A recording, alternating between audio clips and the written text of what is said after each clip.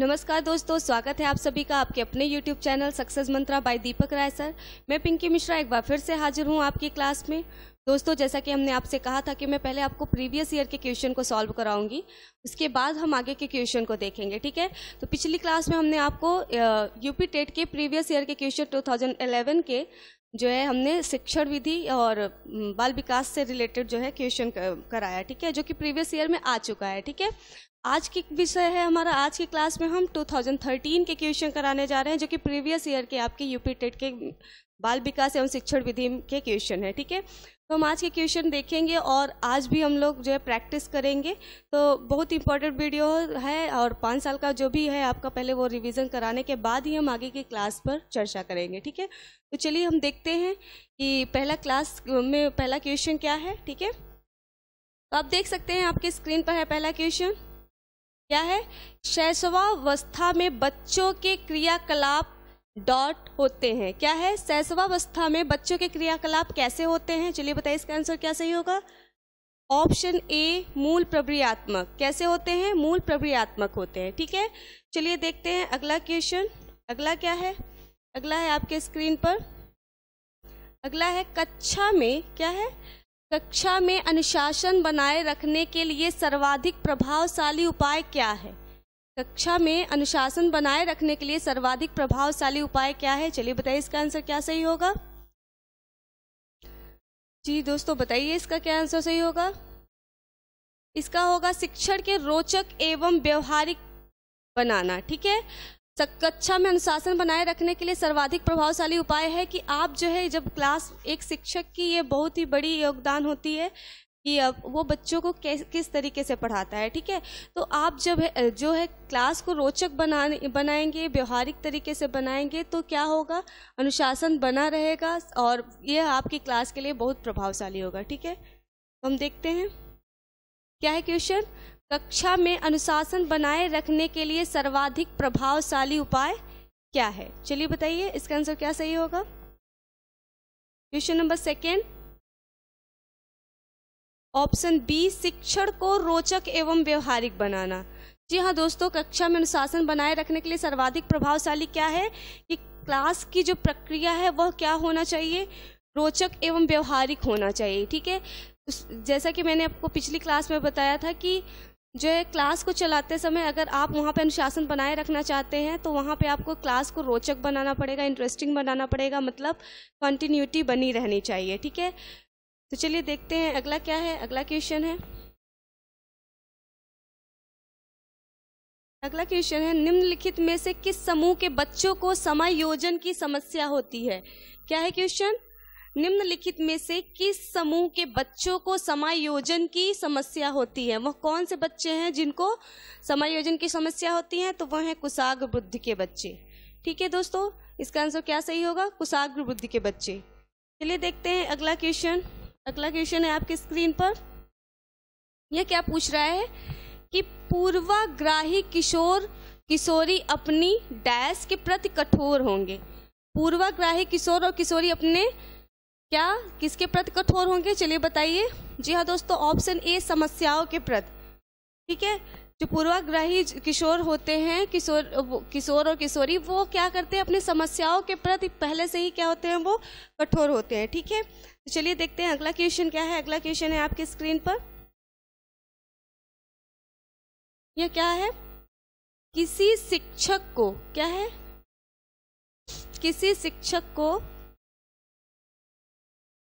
Question है कि किसी शिक्षक को यदि यह लगता है कि उसका एक विद्यार्थी जो पहले विषय वस्तु को भली प्रकार सीख रहा था उसमें स्थिरता आ गई है, शिक्षक को इसे क्या करना चाहिए।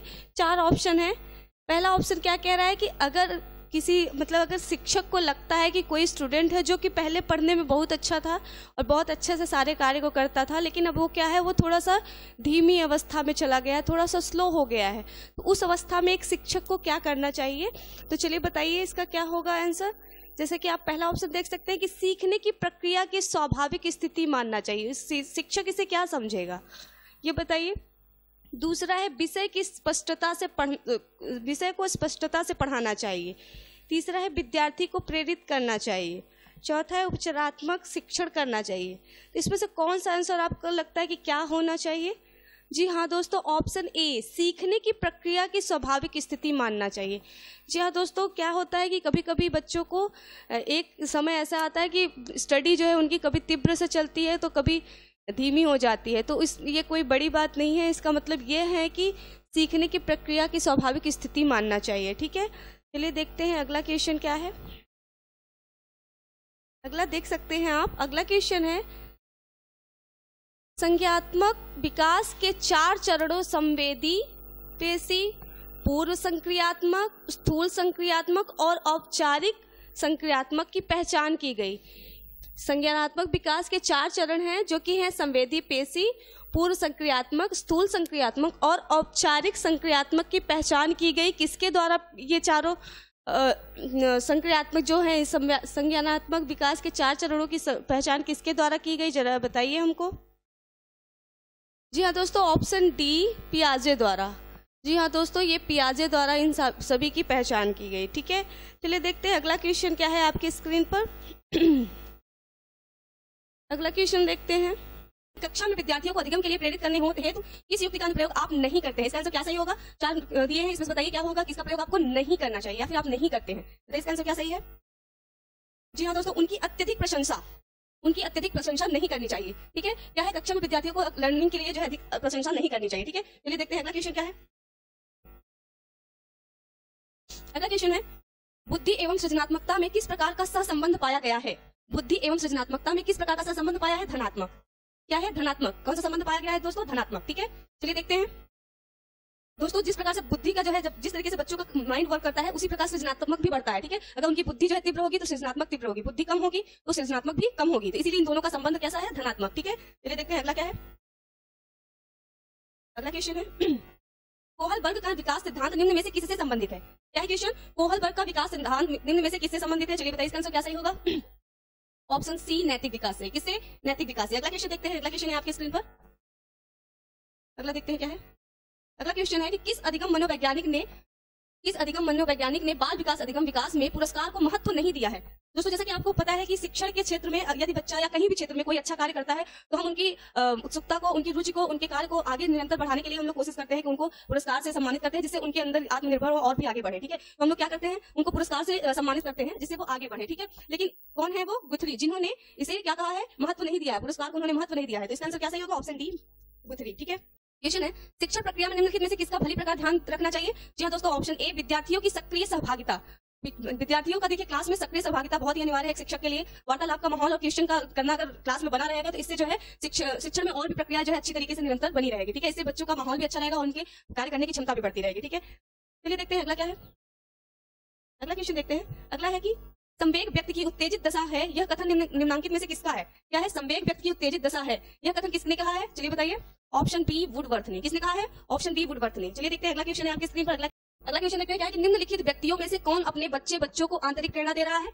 यह बताइए इसका आंसर क्या सही होगा। यह है ऑप्शन ए, फादर रॉबर्ट अपनी कक्षा में बच्चों को चॉकलेट देते हैं जो अच्छा व्यवहार करते हैं। दूसरा है, अगली कक्षा में उन्नत पाने पर नंद कुमार अपने पुत्र को कहानी की पुस्तकें देते हैं। अपने पुत्र के जन्मदिन पर गिरिजेश कुमार दावत देते हैं। लास्ट ऑप्शन है, विज्ञान विषयों में सर्वोच्च अंक पाने पर राकेश कुमार अपने पुत्र की प्रशंसा करते हैं। जी हाँ दोस्तों, ऑप्शन डी सही होगा। देखिए क्या है कि अगर बच्चे क्लास में अच्छा हो पाते हैं तो ये कर्तव्य है कि हम उन्हें प्रशंसा करें, जिससे वो उनका जो है आत्मनिर्भर हो और उनकी रुचि बढ़े। अगर आप ऐसा नहीं करते हैं तो वो क्या होता है, उनको लगता है कि हमने कुछ बेहतर नहीं किया, इसलिए और वो निराश हो जाते हैं। तो उनको खुश करने के लिए हमें क्या करना चाहिए? प्रशंसा करना ही चाहिए। ठीक है, तो ये क्या है?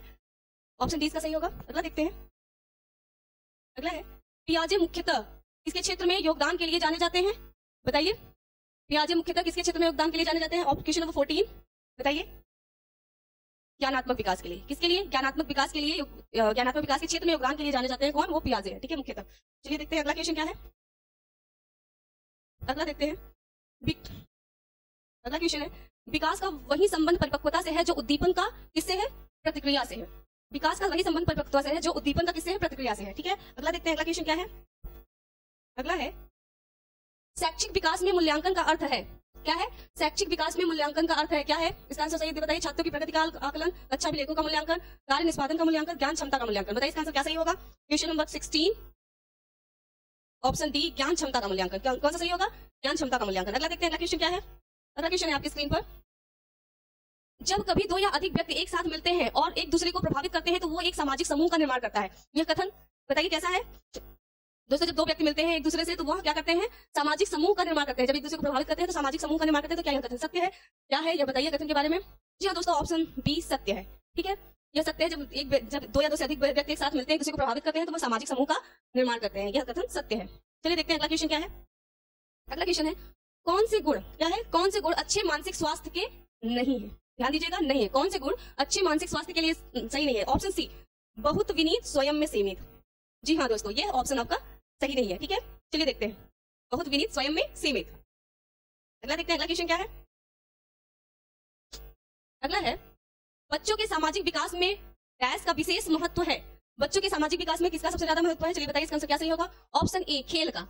खेल का विशेष महत्व है। जैसा कि हमने बताया आपको कि पिछली क्लास में भी बताया था कि खेल बहुत इंपॉर्टेंट है। जैसे कि हम कहते हैं कि क्लास को इंटरेस्टिंग बनाने के लिए हम कहानी कविता सुनाते हैं, उनकी बुक से रिलेटेड, वैसे खेल भी बहुत इंपॉर्टेंट है। खेल से क्या होता है कि बच्चे एक दूसरे को अच्छे से जानते हैं और उनका शारीरिक विकास, जो शरीर का जो स्वास्थ्य होना है वो तो स्वस्थ रहेंगे ही, उसके साथ साथ उनका क्या होगा, एक दूसरे में सहयोगता बनेगा, एक दूसरे को जानेंगे भली बात और एक्टिव रहेंगे। अगला देखते हैं। अगला देखते हैं कि अपनी कक्षा के एक विद्यार्थी को प्रवृत्ति को यदि शिक्षक बदलना चाहता है तो उसे क्या है? अपनी कक्षा के एक विद्यार्थी की प्रवृत्ति को यदि शिक्षक बदलना चाहता है तो वो उसे क्या करना चाहिए? इसका आंसर क्या सही होगा? क्वेश्चन नंबर 20 क्या है? अपनी कक्षा के एक विद्यार्थी की प्रवृत्ति को यदि शिक्षक बदलना चाहता है तो इसका मतलब क्या है? विद्यार्थी के साथ कड़ाई से पेश आना चाहिए? जी नहीं, बिल्कुल नहीं। कक्षा के अन्य विद्यार्थियों को उससे न जानने योग्य दूरी बनाए रखने के लिए कहना चाहिए? जी नहीं, बिल्कुल, ये तो सरासर गलत है। उसके अलावा उसकी समूह के सभी सदस्यों की प्रवृत्ति बदलनी होगी। जी हाँ दोस्तों, यह हो सकता है कि क्या करना चाहिए शिक्षक को, क्या बदलना, तो उसे क्या करना चाहिए? उसके समूह के सभी सदस्यों की प्रवृत्ति बदलनी होगी। ठीक है, लास्ट ऑप्शन है, विद्यार्थी को पढ़ने के प्रति प्रेरित करना होगा। चलिए देखते हैं अगला क्वेश्चन क्या है।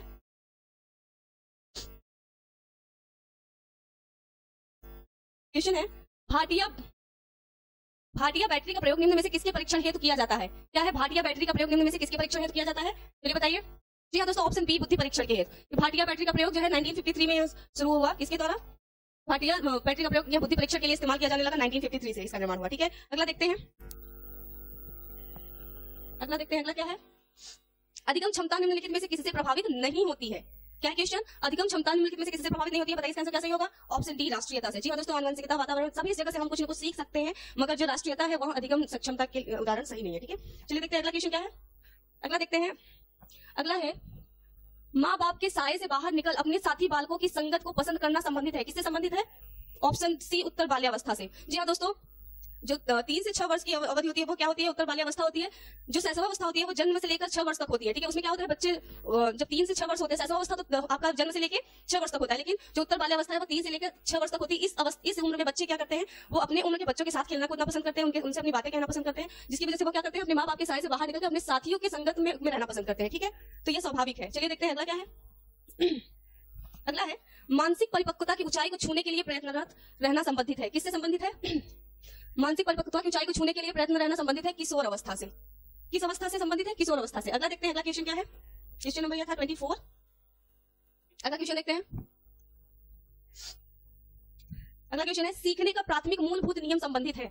सीखने का प्राथमिक मूलभूत नियम संबंधित है किससे? तत्परता से। जी हाँ दोस्तों, आप किसी भी चीज को सीखने के पहले आपकी कंटिन्यूटी जो है बनी रहनी चाहिए, तत्परता बनी रहनी चाहिए। अगर आप कोई भी चीज शुरू करते हैं उसको बीच में छोड़ देते हैं तो इससे जो है आप कहीं ना कहीं कुछ ना कुछ छूट जाता है और आपको फिर से वहीं से शुरू करना पड़ता है। तो इसलिए क्या है, सीखने की प्राथमिकता मूलभूत नियम संबंधित है किससे? तत्परता से। चलिए देखते हैं अगला क्वेश्चन। अगला है, क्वेश्चन है, सीखने की प्रक्रिया को प्रभावित करने वाले कारक है?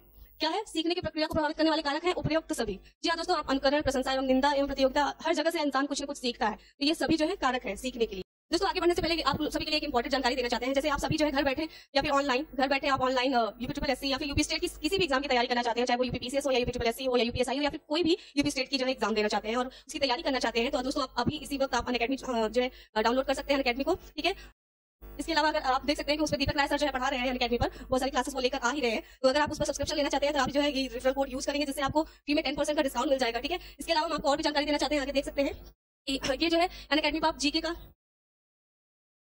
आप देख सकते हैं कि अनअकैडमी पर एक जो यूपीएससी के जीके का मास्टर करके दीपक राय सर द्वारा चलाया जा रहा है, जो कि आप देख सकते हैं उसकी सारी वीडियोस। इनके अलावा भी बहुत सारी जो है इंपॉर्टेंट अच्छी वीडियोस आपको मिल जाएंगी। ठीक है, इसके अलावा भी सभी टीचर जो अच्छी क्लासेस लेकर आ रहे हैं। आगे ये देखिए आप फर्स्ट फेब से लेके एंड डेट इसका है 1 अक्टूबर तक, ठीक है। तो आप इसका जो है सब्सक्रिप्शन यहाँ से ले सकते हैं, ठीक है। इसके अलावा दोस्तों आपको बता दें कि ये अभी आप ज्वाइन अगर करते हैं, आप देख सकते हैं कि 8 मंथ का जो है कंप्लीट कोर्स मिल रहा है। दोस्तों आप किसी भी चीज की जानकारी, मतलब किसी भी एग्जाम की तैयारी करें, चाहे वो यूपीएससी हो, यूपीपीसीएस हो, यूपीएसआई हो, मतलब स्टेट, अब यूपी स्टेट का कोई भी आप तैयारी करना चाहते हैं तो आप जो है इसको सब्सक्राइब कर सकते हैं। और इसका आपको फीस स्ट्रक्चर दिखा देते हैं हम दोस्तों। तो ये फीस स्ट्रक्चर आपका, अगर आप 12 मंथ का सब्सक्रिप्शन लेते हैं, अगर आप 12 मंथ के लिए लेते हैं तो ये आपका फी है, देख सकते हैं कितना है, 7,000 रुपए। कितना है, 7,000 रुपए। लेकिन अगर आप सक्सेस मंत्रा का रेफरल कोड इसको जब अगर आप वो करते हैं, यूज करते हैं, तो आपको 10% डिस्काउंट मिलेगा। तो उसके बाद आपकी फी क्या हो जाएगी, 6300 रुपए। दोस्तों 6300 रुपए में आप जो है कंप्लीट कोर्स ले सकते हैं, चाहे वो यूपीएससी की हो, यूपीपीसीएस की हो, या कोई भी यूपी स्टेट एग्जाम, जैसे कि मैंने आपको स्टार्टिंग में ही बताया। तो आप कंप्लीट कोर्स 6300 रुपए में आप हमारे चैनल से प्राप्त कर सकते हैं। अनअकैडमी अगर आप तुरंत जो है वो करना चाहते हैं, सब्सक्रिप्शन लेना चाहते हैं, तो तुरंत अनअकैडमी डाउनलोड करिए और सब्सक्रिप्शन लीजिए और घर बैठे अच्छे से तैयारी करिए, ठीक है। ये तो बहुत ही अच्छी ऑफर है, तो देर मत करिए। चलिए हम अपने अगले क्वेश्चन पर शुरुआत करते हैं।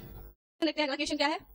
अगला क्वेश्चन है, निम्नलिखित में से किस एक से शिशु के अधिगम को सहायता नहीं मिलती है। ये जो आपको दिए गए हैं इनमें से किस में से एक से जो है शिशु को अधिगम की सहायता नहीं मिलती है, वो क्या है, स्कूल का बस्ता। जी हाँ दोस्तों, जो है इससे बच्चों को लर्निंग में कोई सहायता नहीं मिलती। इसके अलावा अनुकरण है, इससे भी प्रेरणा है, पुरस्कार, इन सभी से जो है वो कुछ न कुछ सीखते हैं, कुछ न कुछ लर्निंग होती है, बट स्कूल का बस्ता जो है वो अधिगम को सहायता नहीं मिलता है, ठीक है। अगला देखते हैं, अगला क्वेश्चन क्या है। अगला क्वेश्चन देखते हैं क्या है। अगला क्वेश्चन है आपकी स्क्रीन पर, बालकों के सीखने में प्रेरणा को किस रूप से उपयोगी माना जाता है। क्या है, बालकों के सीखने में प्रेरणा को किस रूप से उपयोगी माना जाता है, उपरोक्त सभी। क्या होगा इसका आंसर, उपरोक्त सभी। बालक की वैविकता का आदर, पुरस्कार एवं दंड, प्रशंसा एवं भत्सना आदि सभी जो है बालकों को सीखने में प्रेरणा के रूप को उपयोगी माना जाता है, ठीक है। चलिए देखते हैं अगला क्वेश्चन, हमारा क्वेश्चन नंबर 28। अगला देखते हैं अगला क्वेश्चन क्या है। अगला क्वेश्चन है आपकी स्क्रीन पर, ये क्या है कि स्वकेंद्रित अवस्था। क्या क्वेश्चन, स्वकेंद्रित अवस्था होती है बालक के, स्वकेंद्रित अवस्था जो होती है वो कौन सी अवस्था होती है, बताइए। क्वेश्चन नंबर 29, स्वकेंद्रित अवस्था। जी हाँ दोस्तों, 3 से 6 वर्ष के बच्चों का यह स्वकेंद्रित अवस्था होती है। इस अवस्था में बच्चे जो है अपनी मन की करना चाहते हैं, वो किसी की बात नहीं। यह अवस्था जो है बच्चों को अपने ग्रुप के बच्चों के साथ खेलने कूदने उन्हीं में इंटरेस्ट आता है, तो वो अवस्था क्या कहलाता है, स्वकेंद्रित अवस्था भी कहलाता है, ठीक है। वो कहाँ से कितने ईयर्स होता है, 3 से 6 वर्ष तक। तो दोस्तों ये थे आज जो है हमारे प्रीवियस ईयर के क्वेश्चन। जैसे कि हमने आपको बताया था कि हम पहले प्रीवियस ईयर के क्वेश्चन कराएंगे, उसके बाद आगे की क्लासेस में अच्छे क्वेश्चन के साथ हाजिर होंगे, ठीक है। तो ये थे हमारे आज बाल विकास एवं शिक्षण विधि से इंपॉर्टेंट क्वेश्चन 2013 के समय यूपी टेट में आए हुए सारे क्वेश्चन है, ठीक है। तो आज के लिए इतना ही। क्लास को कंप्लीट करने से पहले दोस्तों आपसे रिक्वेस्ट है, जैसे कि हमने बताया कि आप पहले अनअकैडमी चैनल जो है तुरंत डाउनलोड कर लीजिए, जिससे आपको सारी क्लासेस मिलती रहे ऑनलाइन, ठीक है। बहुत ही अच्छा वो है, बहुत अच्छी फी वो है। आप डिस्क्रिप्शन बॉक्स से बाकी सारी चीजें आपको डिटेल में मिल जाएगी। इसके अलावा भी दोस्तों अगर आपको हमारी क्लासेस पसंद आती है तो सबसे पहले हमारे चैनल को सब्सक्राइब करिए, लाइक करिए और ज्यादा से ज्यादा शेयर करिए। और आज के लिए इतना ही, धन्यवाद।